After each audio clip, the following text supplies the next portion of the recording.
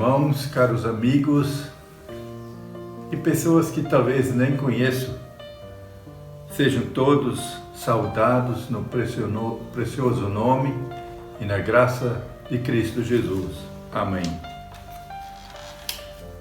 Queremos ter como tema hoje, junto ao poço. Acredito que poucos desconhecem o que é um poço. Talvez crianças que vivem na cidade, que não saibam que é um poço. Poço, aquele buraco cavado no solo ou na rocha para acumular água, para se obter água. Não sei também quantos de vocês têm um poço em casa. Quando eu era criança e adolescente, sempre tínhamos em nossa casa, perto da morada, um poço. Na chácara onde vivemos hoje, temos não apenas um, mas alguns poços. Hoje, temos água encanada, da qual fazemos uso, talvez por ser mais prático, mas quando essa falta, o poço serve muito bem, supre muito bem as necessidades. Nós queremos ler um texto que está no livro de Gênesis, capítulo 21, versos 25 a 34. Vamos ler esse texto, mesmo um texto um pouco mais extenso, mas vale a pena lê-lo todo. 25.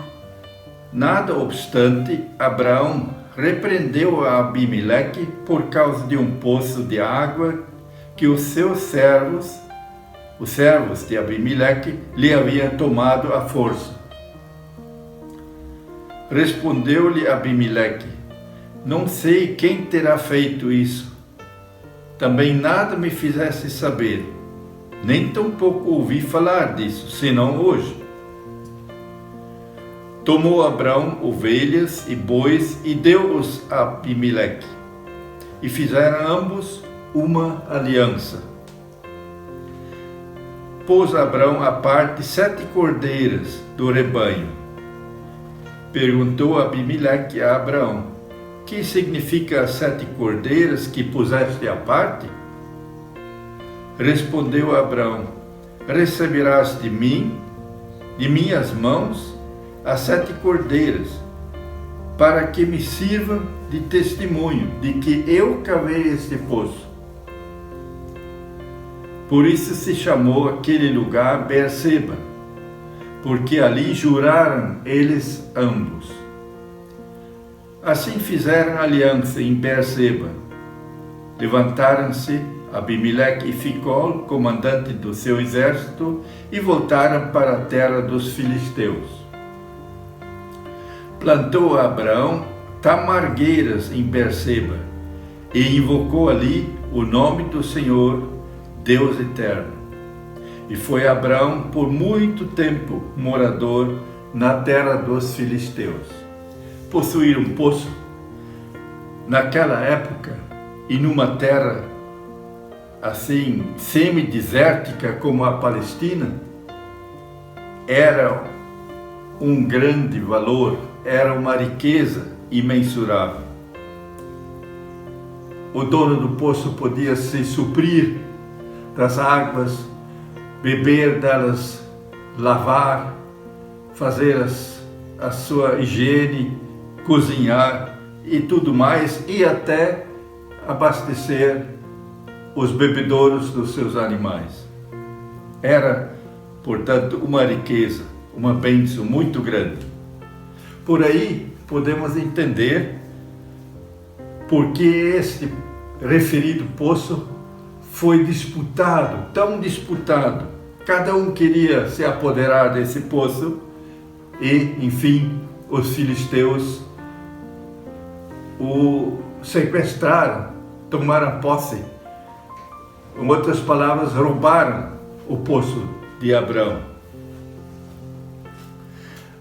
Abraão, como se sentindo lesado, recorreu a Abimeleque, o rei dos filisteus, reclamando do roubo do poço. Fizeram então uma reunião solene ali nesse local e o caso foi levado a julgamento e Abimeleque, como nós lemos, devolveu solenemente o poço a Abraão, o legítimo dono que ele era. Devolveu o poço a Abraão e fizeram então uma aliança. Dali em diante, o comandante Ficol e o rei Abimeleque foram para casa e Abraão fixou morada nesse lugar. Isso nós lemos no texto. Mas a aliança, pensamos um pouco mais sobre a aliança, ela foi celebrada solenemente e mediante sacrifício.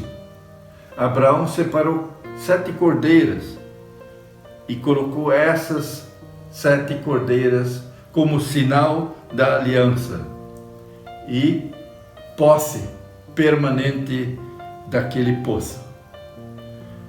Logo adiante nós lemos que ele plantou nesse local tamargueiras, uma espécie de palmeira do deserto, e ficar ali por longo tempo. Nós lemos no último versículo que temos lido, versículo 34. Por longo tempo ele ficou morador nesse lugar. Irmãos, quando nós lemos um texto bíblico, nós devemos nos fazer a pergunta: o que esse texto bíblico quer falar a mim pessoalmente? O que eu posso aprender dele para a minha vida? Aonde ele quer talvez me corrigir ou me animar? São perguntas que devemos sempre nos fazer, porque o texto bíblico o que é? É a palavra de Deus, é o falar de Deus com cada um de nós. Então, de cada texto nós podemos aprender lições valiosas, porque se trata da palavra de Deus. Então, creio que nós podemos sublinhar 3 coisas, aprender 3 coisas bem marcantes desse texto. Primeiro, Abraão viveu e residiu junto ao poço. Dessa forma, ele não precisava ir longe para buscar água. A água estava ali, do lado, ali, junto à sua morada. É importante isso. Eu sinto muitas vezes dó dos nossos queridos nordestinos que buscam a sua água longe, às vezes quilômetros, nas costas, no lombo de burro ou sobre a própria cabeça. Muitas vezes esbanjam a água no caminho, às vezes perdem, mas faz parte. Mas morar junto ao poço é, portanto, uma bênção muito grande. Também nós devemos morar junto ao poço. A palavra de Deus é um desses poços, um desses mananciais de água que nos supre. A água para matar a sede de nossa alma, do nosso espírito. Queremos ler um texto do Salmo 36, verso 9. Verso 9: pois em ti está o manancial da vida. Na tua luz vemos a luz. Luz e água. A água é o manancial da vida. Como é importante isso para nós, abrir a palavra de Deus e poder tirar dela a preciosa água para a nossa vida. Em João 4, João 4, verso 14, 10 e depois 14, nós vamos ler esse verso também. Replicou-lhe Jesus: se conheceras o dom de Deus e quem é o que te pede, dá-me de beber, tu lhe pedirias e ele te daria água viva. É a conversa de Jesus com aquela mulher de Samaria que veio ao poço para buscar água. E Jesus fala com ela e mostra-lhe que a verdadeira água, a água da vida, é Ele só que pode dar. É Ele que pode suprir. Verso 14. Aquele, porém, que beber da água que eu lhe der, nunca mais terá sede. Pelo contrário, a água que eu lhe der será nele uma fonte a jorrar para a vida eterna. Que maravilha! Uma fonte a jorrar para a vida eterna. Não uma cacimba apenas, que acumula água de chuva, mas uma fonte a jorrar. É isso que nós podemos ter em Jesus. A palavra de Deus, ela supre. Bem-aventurados que somos por termos acesso a essas águas de vida. Bem-aventurado pelo suprimento que ela dá à sua casa, a igreja de Deus. Há cristãos que vivem se abastecendo eventualmente. Eles participam de retiros, participam de conferências, evangelizações, cultos, estudos bíblicos. Eventualmente, eles se abastecem. Aí eles crescem temporariamente, enchem-se, como a gente enche um balão. A gente enche um balão, ele fica bem cheio, bem redondo. Mas deixando esse balão alguns dias, por si só, ele começa a murchar, perder aquele ar, aquela força, e se torna flácido e murcho. E no dia a dia, essas pessoas caem na mesmice, acabam fraquejando.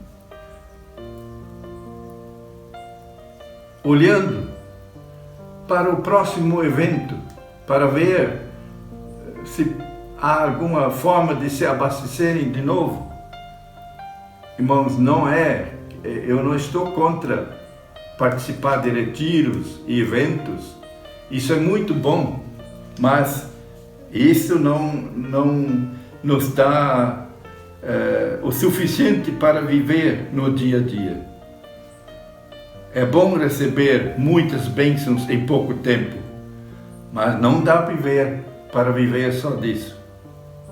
É preciso abastecer-se, viver com Deus dia a dia, e por isso a palavra de Deus é tão importante. A oração é um outro dessas fontes de força. A comunhão, prezar a comunhão. A comunhão é outro oásis de vida para nós. Não devemos depender apenas de outras pessoas que trazem bons ensinamentos, eventualmente, um retiro, uma conferência. Aí nós precisamos nos abastecer junto à fonte, não viver como um parasita. Um parasita é aquele que vive à custa do outro, mas quando o animal, a árvore em que ele se atém, morre, ele mora também. Então, abastecer-nos junto à fonte, sempre e diariamente. Não podemos ser cristãos parasitas, mas aprendizes no dia a dia e abastecedores da alma e do espírito, usando a água viva que somente Jesus dá. Em segundo lugar, Abraão plantou tamargueiras. Ele se estabeleceu, como vimos, ali junto ao poço. E ele tinha direito a isso, pois agora o poço era a sua posse legítima. Fora feita a aliança, Abraão recebeu essa terra e poço em posse. Ele estava abrigado pela aliança, ninguém podia impedir ele de morar ali. Ninguém podia enxotá-lo dali. Ele estava abrigado pela aliança que Abimeleque e Abrão haviam feito. O diabo, ele gostaria de nos enxotar. Ele gostaria de nos atrapalhar. Ele procura fazer isso constantemente. Mas nós não precisamos obedecê-lo. Não precisamos ir nas suas astúcias. Ele tem que nos respeitar. No Salmo 43, versos 3 e 4, queremos ler esses versos também. Envia a tua luz e a tua verdade para que me guie e me levem ao teu santo monte e aos teus tabernáculos. Então irei ao altar de Deus que é a minha grande alegria. Ao som da harpa eu te louvarei, ó Deus meu. Lindas essas palavras. Nós podemos ir a Deus, louvar Ele, deixar-nos guiar pelo Seu Espírito Santo. E o inimigo, ele tem que nos respeitar, porque nós estamos abaixo da aliança do sangue de Jesus. O sangue de Jesus que selou a paz. Berseba é o lugar de adoração e invocação do nome do Senhor, como temos lido. Ali junto ao poço, ali Abraão invocou ao Senhor Deus eterno. Ele foi doravante uma testemunha para toda aquela redondeza. Ele morou ali e foi observado pelas pessoas. Deus o abençoou e usou até para abençoar os povos ao redor. Queridos, todos nós também somos chamados a testemunhar por palavras que nós proferimos, que nós passamos adiante, e pela nossa conduta de vida, a vida que nós vivemos. Testemunhar o que nós vimos e aprendemos com Jesus. Testemunhar aquilo que nós pessoalmente experimentamos. Isso é ser testemunha. Nossos vizinhos, as pessoas que vivem e convivem conosco, têm que perceber que nós estamos com Jesus. Atos, capítulo 4, verso 20. Pois nós não podemos deixar de falar das coisas que vimos e ouvimos. Foi a resposta dos discípulos daquela época. Nós não podemos deixar de testemunhar aquilo que vimos e ouvimos. No capítulo 5, versos 32, nós lemos: ora, nós somos testemunhos desses fatos e bem assim o Espírito Santo que Deus outorgou aos que lhe obedecem. Então, conosco está o Espírito Santo testemunhando, junto conosco. Ele forma as sentenças, as palavras, o testemunho que iremos transmitir. Devemos, pois, ficar morando junto ao poço, junto à fonte, junto à palavra, junto à comunhão e testemunhar para os outros aquilo que nós temos recebido. Neste mundo árido e sedento, nós temos essa chance e essa incumbência. Devemos ficar ali junto a Deus, plantar árvores de testemunho. Esta é a intenção de Deus com a nossa vida, irmãos. Vamos viver e dar o melhor possível de nós, com a ajuda e com a graça de Deus. Amém.